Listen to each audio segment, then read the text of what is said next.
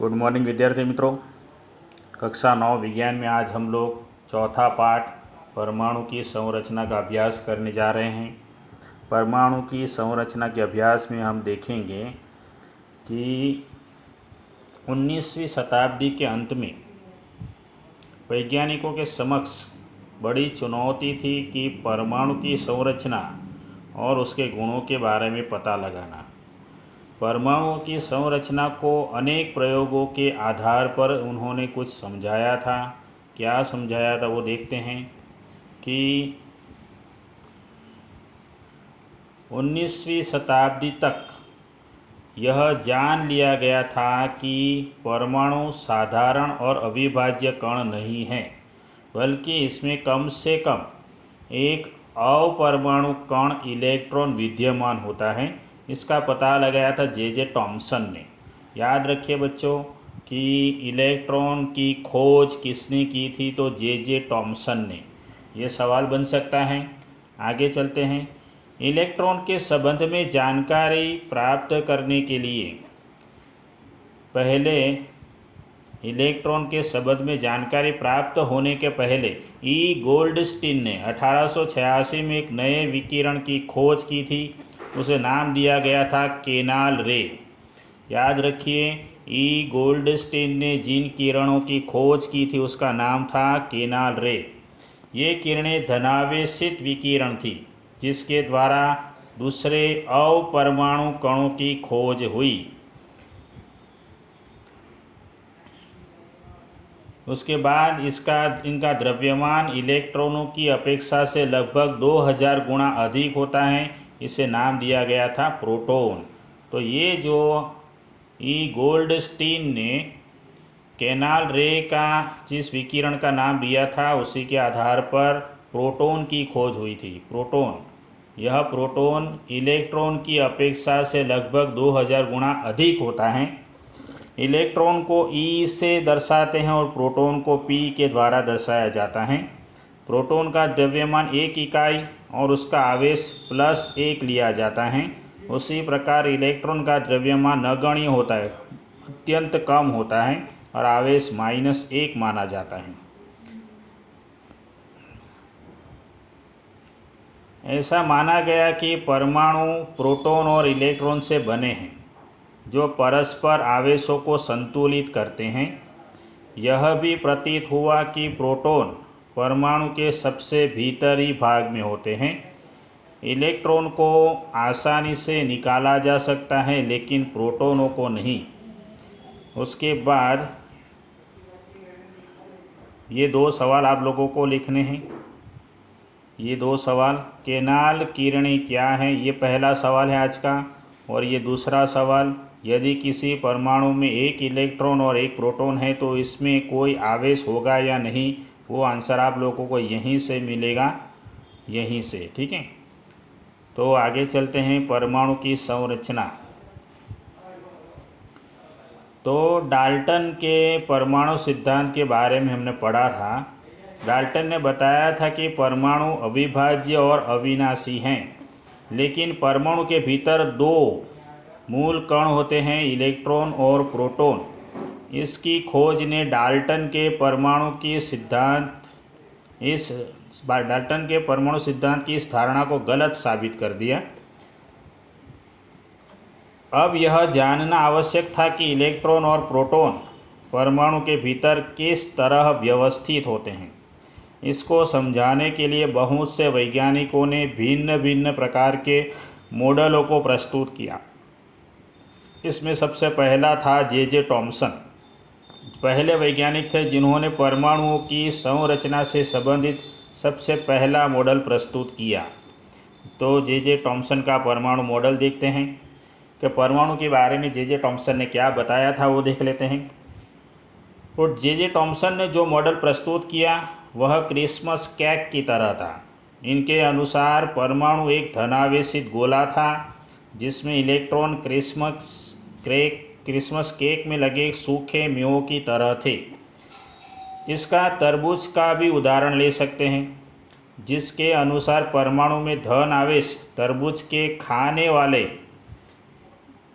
लाल भाग की तरह बिखरा होता है और इलेक्ट्रॉन धनावेश गोले में तरबूज के बीज की भांति धंसे होते हैं। कुछ इस प्रकार इसका चित्र था। उसके बाद थॉमसन का परमाणु मॉडल ख़त्म हो चुका है।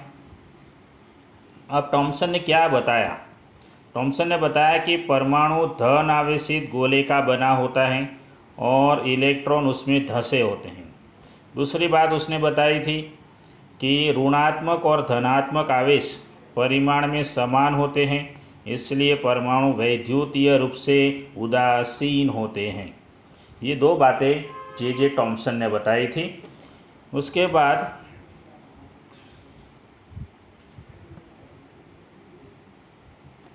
आगे देखते हैं। जे थॉमसन का परमाणु मॉडल खत्म हो चुका है।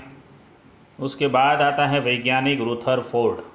रुदरफोर्ड ने क्या बताया उसका परमाणु मॉडल देखते हैं। अर्नेस्ट रुदरफोर्ड यह जानने के लिए इच्छुक थे कि इलेक्ट्रॉन परमाणु के भीतर कैसे व्यवस्थित होते हैं।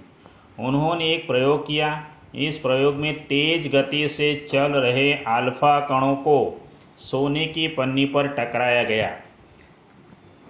उन्होंने सोने की पन्नी इसलिए चुनी क्योंकि वे बहुत पतली परत चाहते थे और सोने की यह पन्नी 1000 परमाणु के बराबर मोटी थी। फिर रुदरफोर्ड ने अल्फा कण द्विआवेशित हीलियम के कण होते हैं और ये धनावेशित होते हैं। चूँकि इनका द्रव्यमान 4 U होता है, U यानी यूनिट होता है, इसलिए तीव्र गति से चल रहे इन अल्फा कणों में पर्याप्त ऊर्जा होती है। यह अनुमान था कि अल्फा कण सोने के परमाणुओं में विद्यमान अपरमाणु कणों के द्वारा विक्षेपित होंगे। चूँकि अल्फा कण प्रोटॉन से बहुत अधिक भारी थे, इसलिए उन्होंने इनके अधिक विक्षेपण की आशा नहीं की थी। ये सब बातें थी रुदरफोर्ड की। आगे चलते हैं। ये रुदरफोर्ड का जो परमाणु मॉडल था उसका प्रयोग है। ये चित्र भी बनाना है आप लोगों को। उसने और क्या बताया तो उसके क्या परिणाम मिले। रुदरफोर्ड के इस अल्फा कणों का प्रकीर्णन का जो प्रयोग था उसके क्या परिणाम मिले। तो तेज गति से चल रहे अधिकतर अल्फा कण सोने की पन्नी से सीधे निकल गए। दूसरा परिणाम क्या था? तो कुछ अल्फा कण पन्नी के द्वारा बहुत छोटे कोण से विक्षेपित हुए। तो कुछ आर पार निकल गए, सीधे निकल गए। ये देखिए, ये जो है वो सीधे निकल गए हैं और कुछ ऐसे टकराकर वापस आते हैं, ऐसे टकराकर वापस आए थे। ये दो मुद्दे हुए। तीसरे मुद्दे में बताया गया है कि आश्चर्यजनक रूप से प्रत्येक 12,000 कणों में से मात्र एक कण वापस आता था। फिर रुदरफोर्ड ने बताया कि यह परिणाम उसी प्रकार अविश्वसनीय था जैसे अगर आप एक 15 इंच के तोप के गोले को टिश्यू पेपर के टुकड़े पर मारते हैं और वह लौट कर आपको ही चोट पहुंचाता है। ये सब बातें रुदरफोर्ड ने बताई थी। उसके बाद आगे देखते हैं। तो अल्फा कण प्रकीर्णन प्रयोग के आधार पर रुदरफोर्ड ने कौन से परिणाम निकाले तो वो देखते हैं कि रुदरफोर्ड ने बताया कि परमाणु के भीतर का अधिकतर भाग खाली है क्योंकि अधिकतर अल्फा कण बिना विक्षेपित हुए सोने की पन्नी से बाहर निकल जाते हैं। यहाँ पर हमने चित्र में देखा अधिकतर अल्फा कण ऐसे बाहर निकल जाते हैं, ये सभी ऐसे बाहर निकल जाते हैं। आगे चलते हैं। बहुत कम कण अपने मार्ग से विक्षेपित होते हैं जिससे यह ज्ञात होता है कि परमाणु में धनावेशित भाग बहुत कम होता है। बहुत कम अल्फा कण 180 डिग्री पर विक्षेपित हुए थे जिससे यह संकेत मिलता है कि सोने के परमाणु का पूर्ण धनावेशित भाग और द्रव्यमान परमाणु के भीतर बहुत कम आयतन में सीमित होता है। और फिर उसने बताया कि परमाणु के नाभिक की त्रिज्या परमाणु की त्रिज्या से 10 की 5 घात गुणा छोटी होती है।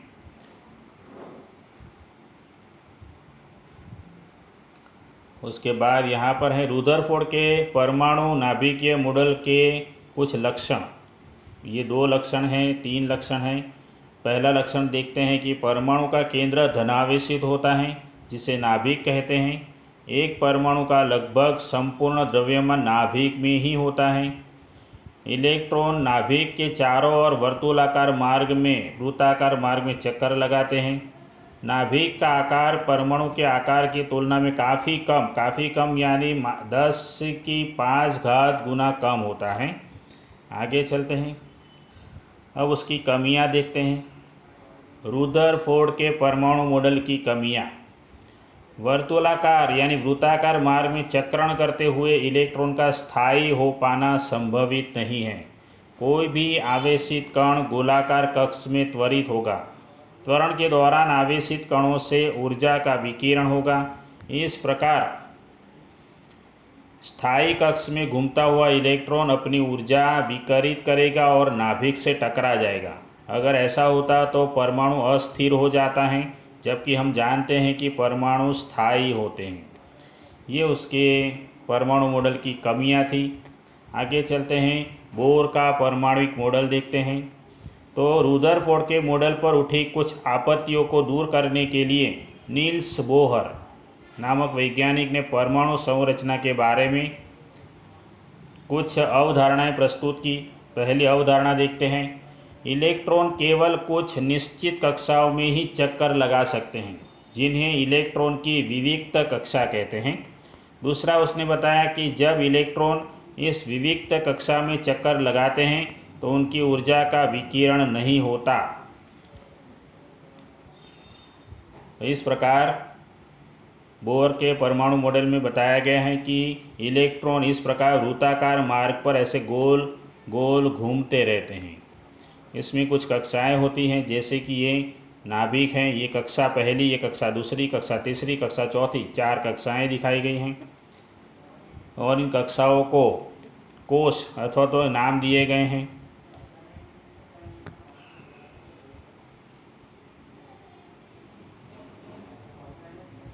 फिर आप लोगों के पास ये 4 सवाल हैं। ये चारों के जवाब लिखने, पहले 2 सवाल हो चुके हैं, उसके बाद ये 3, 4, 5 और 6 सवाल हो जाएंगे। ये सवाल जवाब आप लोगों को लिखने हैं। आगे चलते हैं न्यूट्रॉन के बारे में। 1932 में जेम्स चैडविक ने एक और अपरमाणु कण खोज निकाला था, जो अनावेशित और द्रव्यमान में प्रोटॉन के बराबर था। इसका नाम रखा गया था न्यूट्रॉन। हाइड्रोजन को छोड़कर सभी परमाणुओं के नाभिक में यह न्यूट्रॉन होता है और उसे हम n से दर्शाते हैं। परमाणु का द्रव्यमान नाभिक में उपस्थित प्रोटॉन और न्यूट्रॉन के द्रव्यमान के योग के द्वारा प्रकट किया जाता है।